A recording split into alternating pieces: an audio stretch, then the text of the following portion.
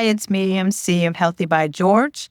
Join me here every Thursday and Sunday where I talk about things that are health and aging and how we can do that to the best of our ability. And today I'm on a track. I want to talk about how ultra-processed foods contributes to being overweight. Welcome to Healthy by George. I want you to know that this is for informational purposes only, and it should not be considered as medical advice, nor does it have anything related to my employer. So it's always best for you to check with your own medical provider before you do anything that I recommend or for any medical treatments. So please join me, hit that subscribe button, and turn on notifications so you never miss an episode. I'm on this thing about ultra-processed foods because I think that we don't take them seriously enough about how much they really do impact our diets. And the reason I'm on this is because recently a study came out where it compared two groups of men where they controlled the type of diet they had, and they could eat as much as they want in 60 minutes of either nutritious food that was not ultra-processed at all, or they were given a diet of ultra-processed foods. And basically, they couldn't switch the groups. And what they showed is when they ended the study, now it was a short study, it wasn't too many people, but the problem was the group that ate the ultra-processed foods gained over 2 pounds every week and a half or so. And that's really just eating ultra-processed foods.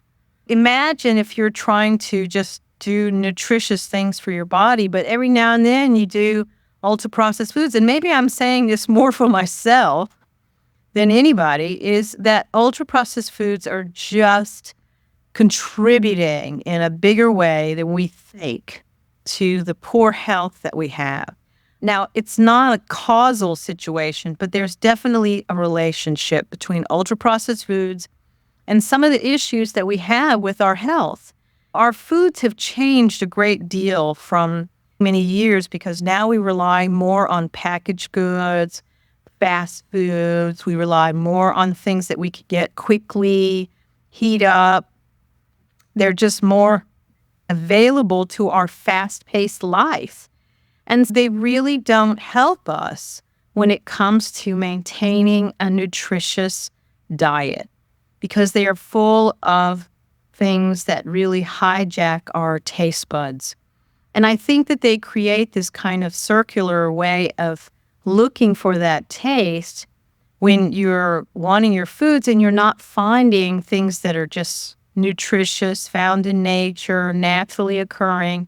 They're not providing us that same mouthfeel or that surge of sugar or caffeine or whatever those things are that they put in together in the lab that sort of hijack our taste buds.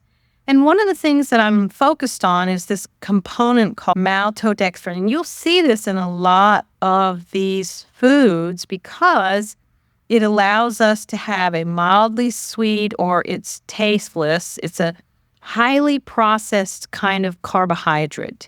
Typically, they take things like corn or rice or potatoes, and they put them through this chemical process called hydrolysis, which I'm not sure what that means, other than just maybe it powderizes it or it makes it into this very fine powder, and it becomes a very key food additive in a lot of things that are considered ultra-processed foods. And what it does is it makes things easily dissolvable in water. It's very great for a variety of foods and beverages, so they include it in a lot. It's a thickening agent. It can be a filler. It is a preservative, so it gives you that longer shelf life.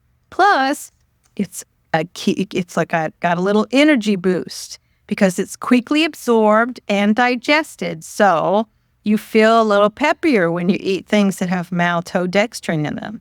So it's a really sneaky product because basically it's very high glycemic. It's terrible for our system. And it's something that you can see in so many ultra-processed foods, this component of maltodextrin. And our guts are really our second brain. And if we're putting all of these things that are ultra processed foods into our gut, it is really leading to eventually probably being a relationship to why we have cognitive or brain health that becomes worse as we get older. It's probably a relationship in some way of obesity, because if this small study of men who don't have as easy a time as gaining weight as women do, they gained 2 pounds when they basically ate a diet of ultra processed foods. That means clearly that this doesn't help us stay fit, or it doesn't help our bodies in being less fat. It makes us more fat. So that's not what we want as we get older. We want to have things that are going to help us and contribute to us being healthier as we get older, stronger as we get older. And when we need those kinds of things, we need things that are nutrient dense, that are going to feed our gut and our gut bacteria with things that will make it thrive, not things that will change the bacteria that's in our gut. And I think that's still something we don't understand, the gut microbiome. But we're learning that our gut health is very key to our overall health. There is this relationship between the brain and the gut that is very key. In fact, sometimes they're calling mental health problems or dementia a diabetes 3, because they feel like there's such a relationship between glycemic control of our bodies, this glucose control, insulin use, insulin resistance, that there's some contributing factor to our mental health and to potentially why dementia is becoming more and more prominent as we get older. So if you're like me, you really do want to figure out ways to not give yourself so many processed items in your diet. And if you are using things that are packaged, that are easily consumables, work to read the label. See what's in your label. Is maltodextrin in the label? Are food colorings in the label? Are these seed oils that are rancid or highly processed in the label? Maybe that would be something that can help us think twice, because for me, we've seen that there's a relationship between having foods that are ultra processed and cancer, obesity, diabetes. Gut health is not very good. There's much more problems with gut issues now more than ever. It really is something that if we start by looking at, am I eating packaged cookies in some way? Am I eating packaged goods, crackers, cereals? What's in them? What is in them? And what's so funny is that you'll see these advertisements where you'll see that in Europe or England, they don't have the same things that we have. They've forbidden these companies to add some of these agents, such as food colorings and dyes, and some of these other types of fillers into foods. And I think the other thing that bothers me about maltodextrin is that sometimes it's put into supplements as a filler. Read the labels. Get into a habit of reading your labels so that you're really truly understanding what are you consuming in your diet. Is this something that has a lot of chemicals in it?